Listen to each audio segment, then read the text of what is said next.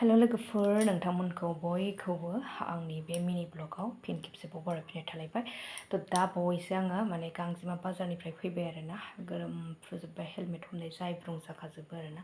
आं मा लाबोखो बेखौनो नोंथांमोनजों शेयार खालामसैलाय आरोना लोगोफोर ओमफ्राय नै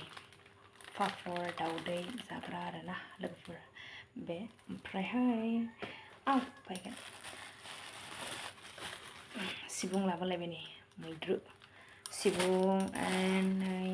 खुदुना बेबो 20 थाखा सिबुङाबो 20 थाखा ओमफ्राय नै थास' आथिं बेबो 20 थाखा ओमफ्रायहाय नैबेयाव मोनसे नै सिब्रु आरोना सिब्रु मैगं बेबो 20 थाखा ओमफ्राय लास्टआव नै आं साम' दानखानाय लानानै फैदों बेखौथ'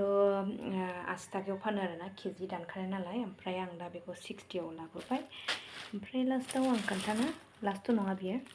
नै फोरला बियो 1 किल' ओमफ्रायहाय नै फाथै लाबोदों आरोना आङो